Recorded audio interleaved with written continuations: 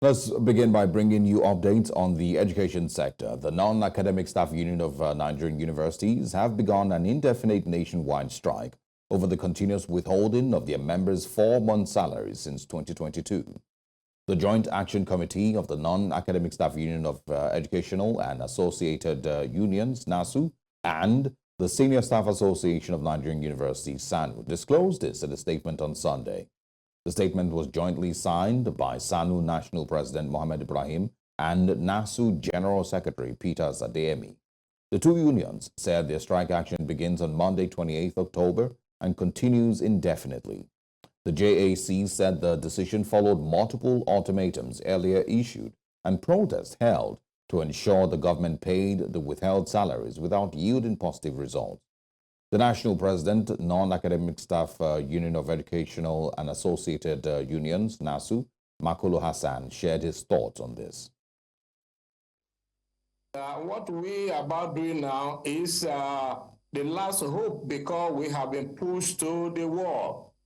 Because the immediate past Honorable Minister of Education said the President has graciously given approval, and they in the Ministry of Education has done all that were necessary to be done, that the document is lying on the table of the Honorable Minister of Finance.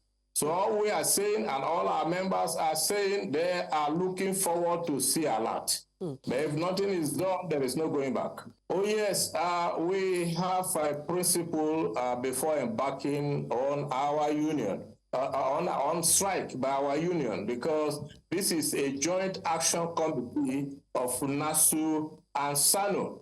And so at all the various branches across the federation, they will converge tomorrow, the two unions. They will meet. We have given them the guidelines, and they know our guidelines, and they have to obey the rules. They will meet and proceed on the indefinite strike action. Away from that, the FCT Emergency Management Agency has confirmed 7 people dead at the building collapse in Sabonlugbe of Abuja. New Central Television visited the scene at the Vidash Estate area, located several kilometers away from the city center. Amading Uyi reports. Mustafa Yusuf is a resident of Lugbe in Abuja. Mustafa can best be described as a scavenger, scavenging debris of abandoned sites like this one at the Vidash Estate, located at the Sabonlugbe area of the FCT, for metals and anything of value to sell. Mustafa is among one of the lucky ones who escaped a building which collapsed at the location, killing 7 persons. He says that he was on site when the event occurred. Abin da ya faru a wancan gini sun yanke fulolin ƙasa. Mun zo muna cewa mutane su fita, wasu ba su fita ba, sai kuma Allah ya kawo to an gama yanke ƙasan da ya rarrake, to shine shi gini ya yanke saboda da faduwa aikin da abin da ya faru duka bai fi karfe 1:30 ba. He also expressed his regret at the demise of other scavengers. Ina takaici saboda duk yan uwana ne, duk mai neman abinci kaga dan uwana ne, da Kirista da Musulmi duka yan uwana ne, ban bambanta ba. Kowanne abokin neman abinci ne. Kuma wanda suka rasa Allah ya cikansu da gafara, wanda kuma ba su lafiya kuma Allah ya kara musu lafiya. New Central Television was on site and also spoke to some on the location who expressed their views on the incident. Ba za mu iya gano, yi dai gaskiya ba zan iya gano mutane suka rasu ba. Ko ba haka ba, gaskiya ba zan iya gano saboda ni ban je na an fara fito da wasu, gaskiya ban tsaya na kalla ba. I feel very bad, honestly, because in making them die is all they need to look for what to eat, and in the process of removing and get what to eat, that is where this incident happened to them. That thing why it happened, the place is Fulani full. The one why they die and the one why they die for hospital. Because of that thing, we need, if the government may them help us. Because of that, what happened is bad thing. It don't bad. What pain me is that is a FCD responsibility. Before anybody start working, if there is demolition there, they should stop the work. Look at people spend billions of naira, they come and demolish, which is very wrong. Please, they should be walking around Abuja. Anywhere they start building, before they would do something like this, they should stop the project. While there have been different figures bandied about on the exact number of persons who lost their lives, the FCT Emergency Management Agency says that 7 died, while several others escaped with various degrees of injury. In Abuja for News Central, I am Amadine Uyi. Thanks to Amadine Uyi for that report. The Food and Agriculture Organization of the United Nations has distributed essential relief materials to flood victims and survivors in Limanti community of Maiduguri, the Borno state capital. The flood victims were supported with 3,000 packs of nutritional food called Tom Brown for children, briquettes and fuel-efficient stoves to reduce environmental degradation as well. The intervention targets under 5 children, where each child is entitled to a 12-pack of Tom Brown that can sustain him for a period of 8 weeks, which is 2 months, to fight against malnutrition. We are targeting 250 children here in the Limanti community with their caregiver household. And then we have in a pipeline to continue with this support into the other communities within the 3 LGAs affected by the flood. We are targeting almost about 5,000 children to receive this support. And also, as we are doing this to human beings, we have another package also for animals. We are trying to vaccinate 40,000 animals within livestock within Maiduguri, Mafa, and Jere LGA. It will not only benefit the child, but it will also benefit the household. If a child is healthy, you will have a healthy mother. If the child and the mother are healthy, it is the healthy father you have. If the child, mother, and the father are healthy, you have a healthy family. And if you have healthy family, you have healthy communities. If you have healthy communities, you have a healthy nation. So by bar, it is interlocked and it is par excellence. This is the best thing that we can do. Yes. The people are very calm. There is a circulation of food items. The people are much more convinced that the government is coming to their aid, that the committee is doing well, and that the support is coming forth. And as a result of that, they are already calm as calm water. Halde surorin da yana da sai duk ya kam an dira dioma ba. Sai ma an da banaza har ishe a wofan do ipande lenye dulindero kumbunza so iyena kamande alanga wande hapsu sai yero ala paraksu ala burema kozinaro chizea an dira sada.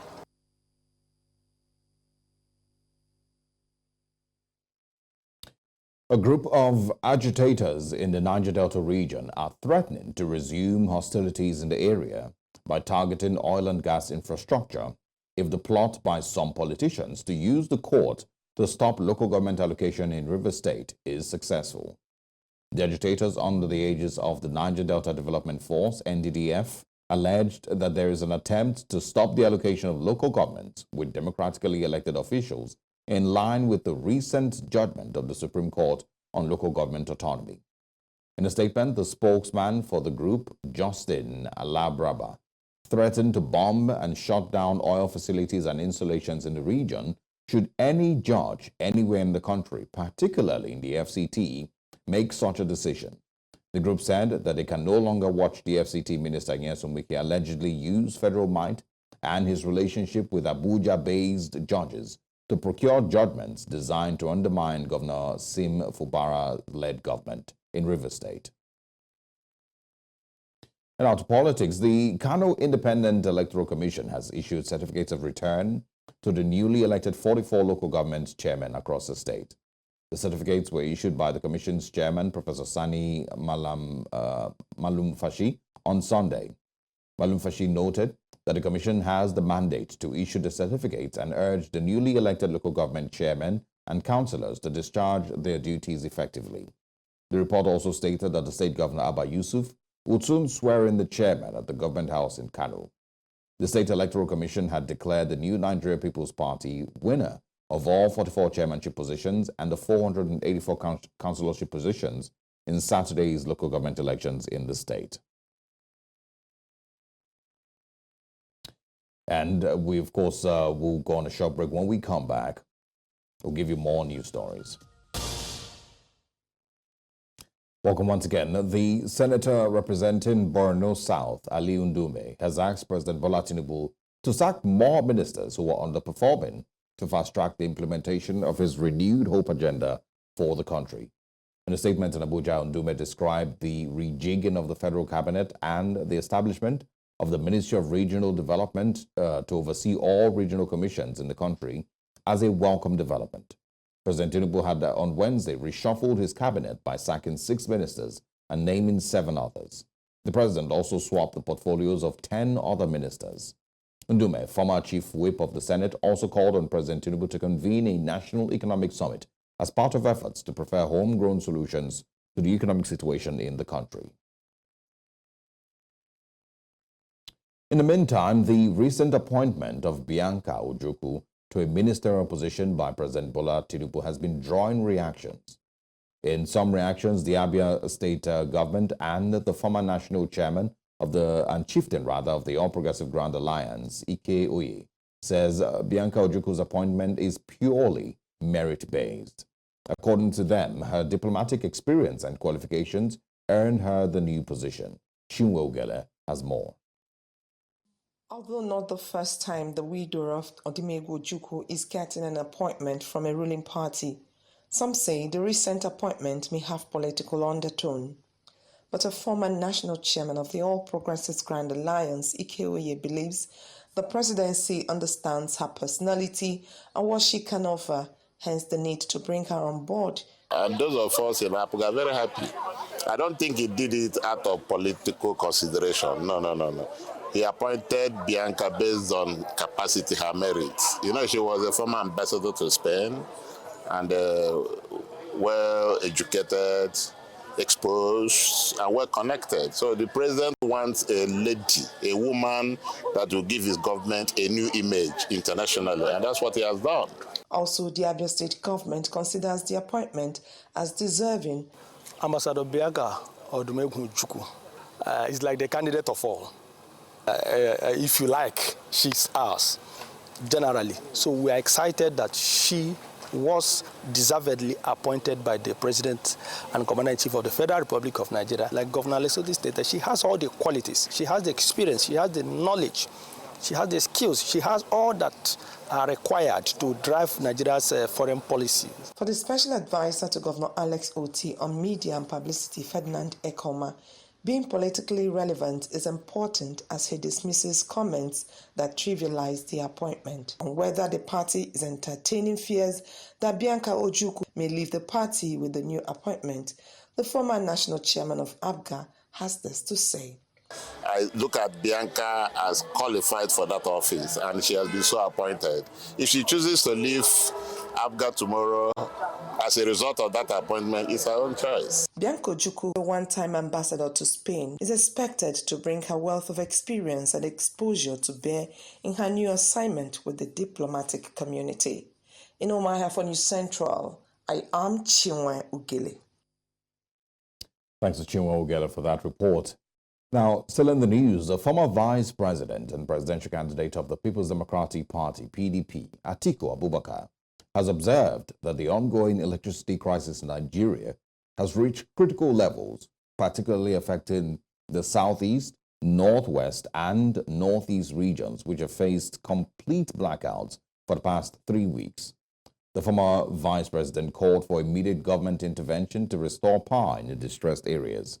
Atiku highlighted the necessity for the government agencies responsible for electricity to act swiftly, emphasizing that the current situation demands urgent measures to alleviate the suffering of affected citizens. He reiterated his belief that his policy proposal offers a comprehensive plan to address the nation's long-standing energy challenges.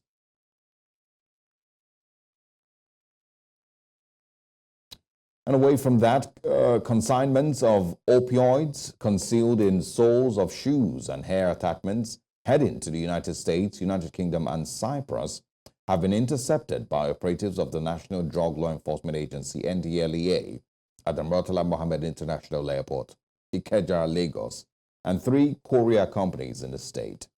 A total of 2,118 pills of tramadol concealed in soles of 13 pairs of shoes going to Cyprus were seized at export shed at the Lagos airport on the 12th of October 2024. An additional 380 tablets recovered from the home of the sender, Okenwa Kelvin Uchenna, during a follow-up operation in Enugu on Thursday, 24th of October. A cash of 968,880 naira and a Toyota Avalon car marked UWN 389AS were also recovered from the suspect at the time of his arrest. And also in the news, Nigerians have been urged to support out-of-school children return back to school in an effort to reduce the nation's out-of-school children bulge. This was during the handing over of a refurbished school at the Lugbe Timber Shed area of Abuja, a slum in the federal capital where many of the children do not attend school as their parents rather than guardians can no longer afford school fees. The school will provide free education for the children and also learning aids at no cost to their parents.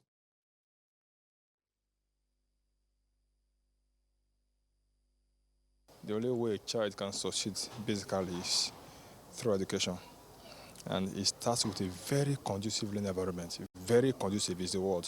Every rich Nigeria, wealthy, well-meaning Nigeria, look within the slum, not the city. Pick up a school that is dilapidated, is dead, is not conducive, is unhealthy to learn. Pick up a school. Like, should be a challenge for everyone that has the means. Yes, with 20, 30 million, anybody can do it. So many children will come out to school because before Monday itself, the children are already everywhere. It will impact them. They will come. You know, it's free education here. There's no school fees. We are not conventional school. We are unconventional. No school fees from head to toe.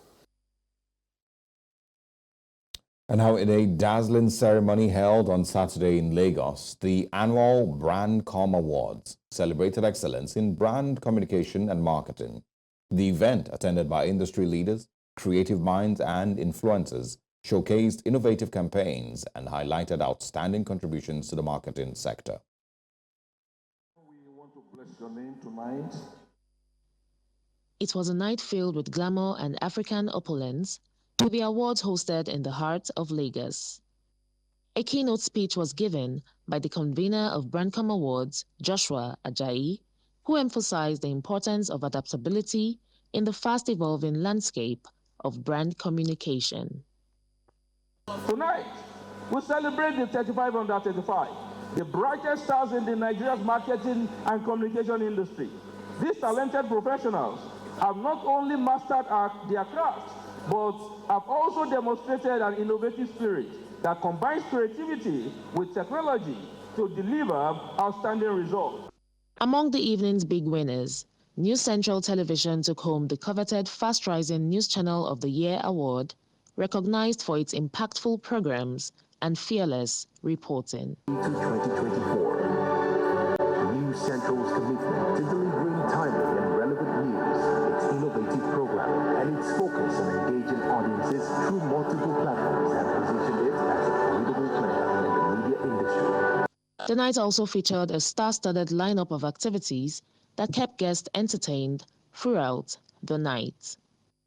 We have been fearlessly reporting on what matters most, and this has given us the deserved attention. As you can see tonight, this is a well-deserved award. Well, we intend to be the forefront and center of everything happening, not just Nigeria, but at Africa at large. That is the goal for us.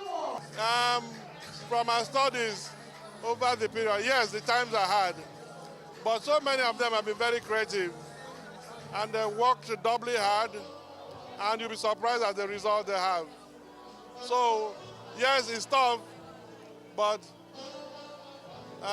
the creative ones will always excel.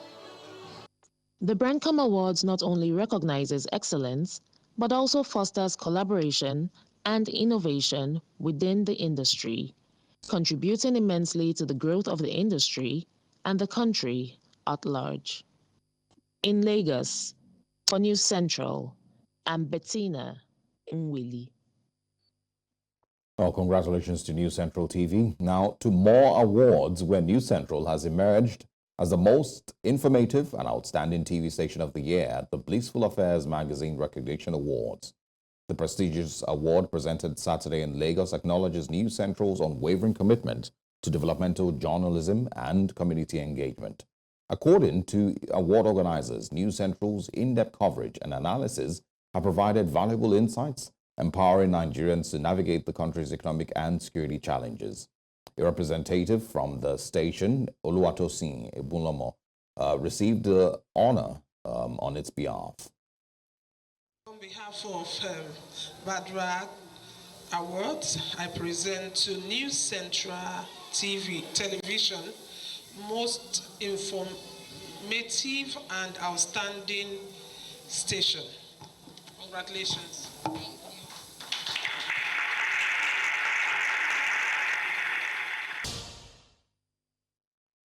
Welcome once again now to stories in other parts of the continent. The death toll following a fuel tanker explosion near the Ugandan capital Kampala last week has risen to 24.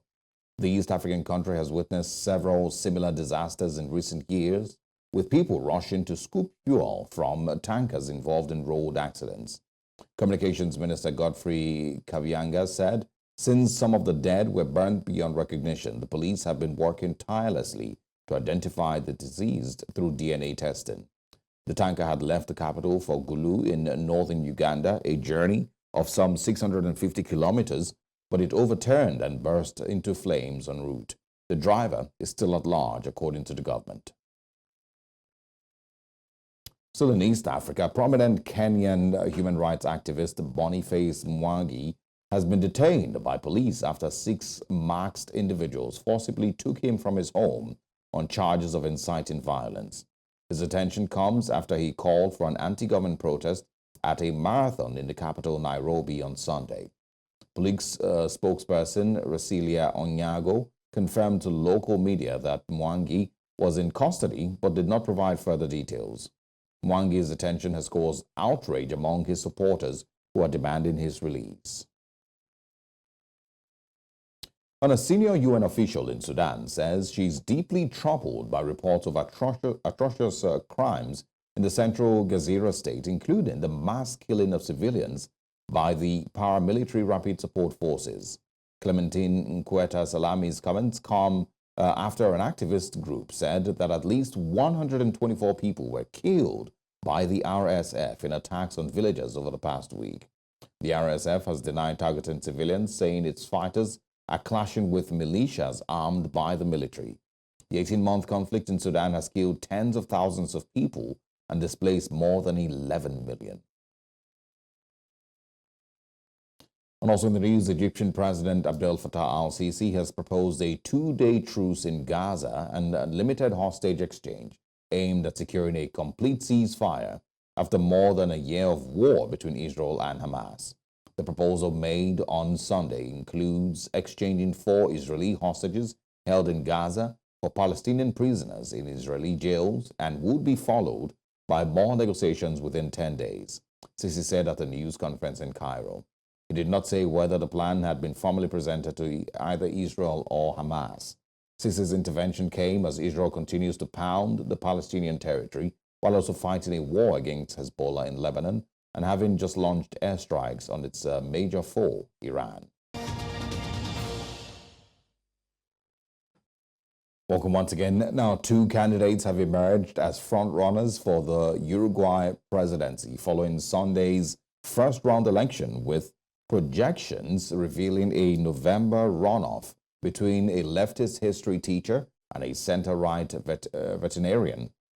Former President Jose Mujica's Frente Amplio protege, Yamandu Orsi, has received approximately 43.6 to 44.1% of the vote, while veterinarian Alvaro Delgado from President Luis Lacalle Pou's ruling coalition has secured about 27 to 23%.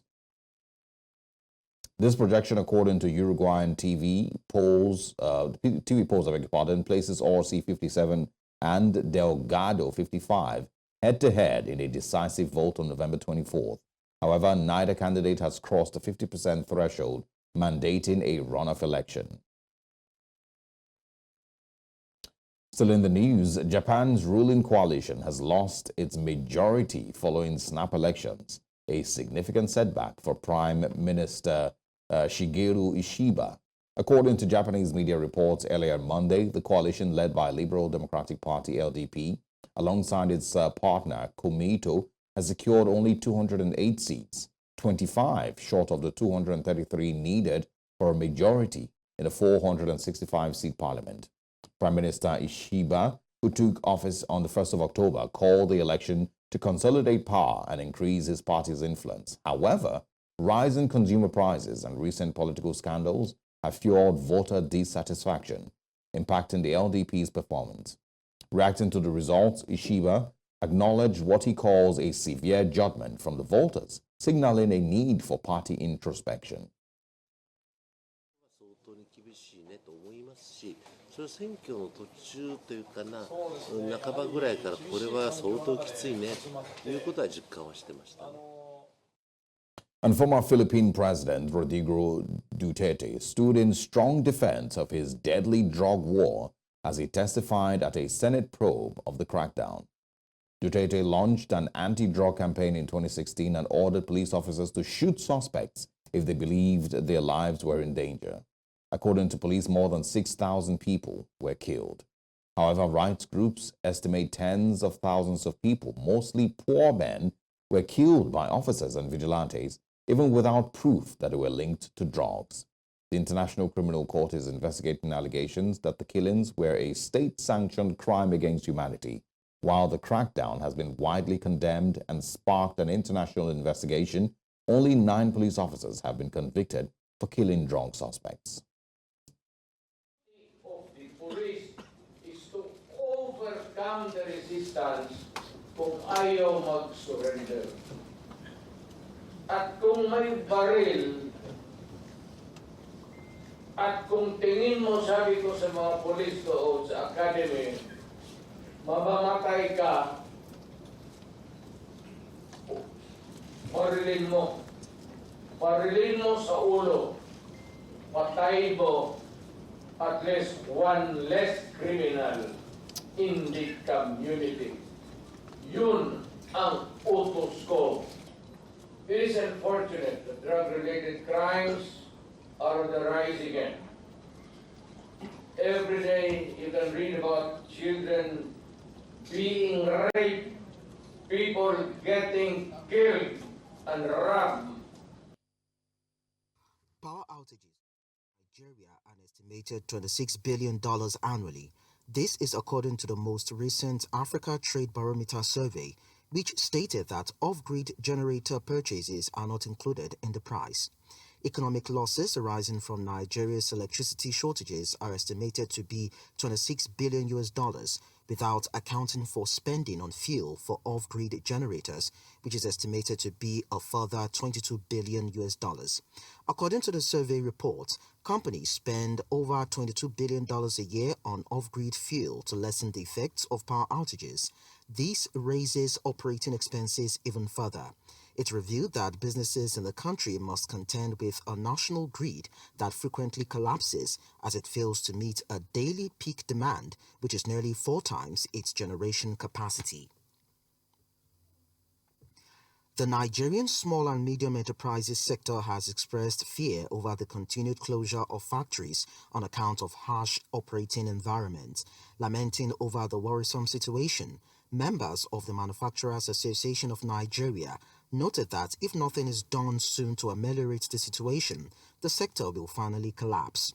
They blame the tough times the sector is passing through on the federal government, while describing the manufacturing environment as well as business conditions as unattractive and very harmful to the growth of businesses in the country. Meanwhile, the severe economic strain in Nigeria has equally led to the closure of over 50% of private hospitals, while others struggle with skyrocketing operating costs, according to the Guild of Medical Directors. Dr. Raymond Kuti, the GMD president in Nigeria, stated that private healthcare facilities are facing unsustainable expenses, particularly for energy and imported medical supplies. According to him, Economic hardships have led many patients to avoid or delay hospital visits, often turning to self-medication or alternative remedies instead, thereby ruining the health and drug manufacturing sector in the country, as there is not enough liquidity for procurement or production of medical supplies. Italy's ENI and the UK's BP have resumed exploratory operations in Libya after a 10-year pause, according to the National Oil Corporation, Repsol. The Spanish oil company is preparing to restart drilling in Merzouk Basin, while Austria's OMV plans to resume its activities in the Sirte Basin in the coming weeks. NOC stated that ENI began exploration activities on Saturday in the Gadams Basin, marking its first well under the fourth contracting agreement 2007. ENI operates the well in partnership with BP and the Libyan Investment Authority. Melita Oil and Gas, an ENI affiliate, will oversee the drilling process, leveraging its experience from operating its own Al Wafa field. And that's all on business news. I am Lekon Onobanjo.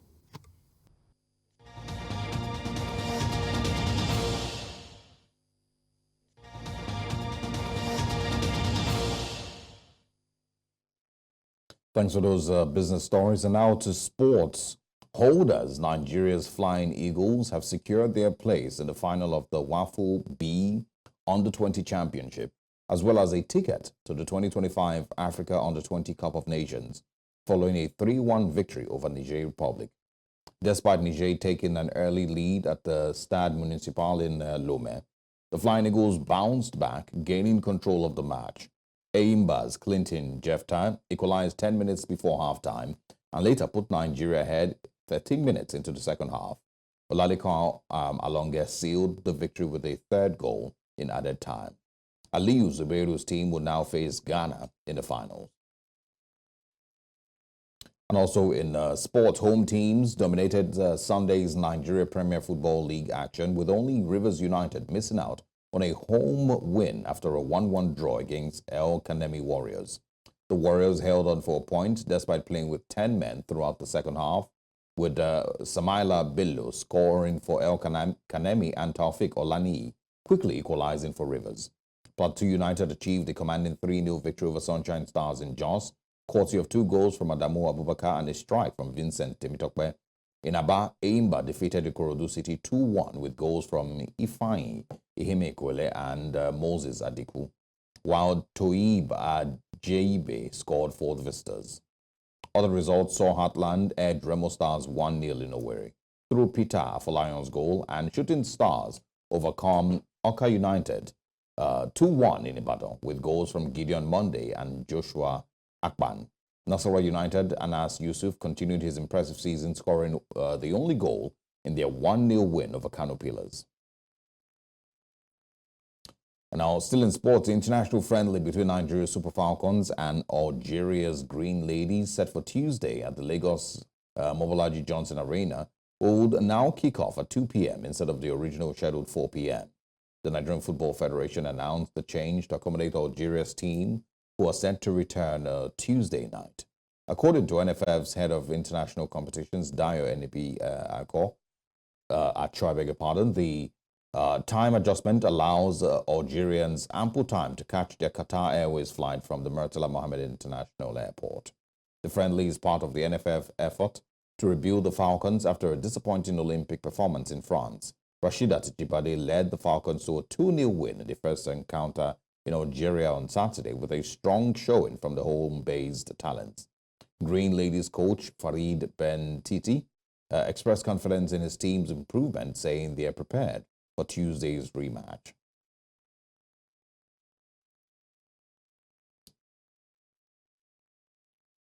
And that's all we have. But before we go, let's take a quick look at some of the major stories.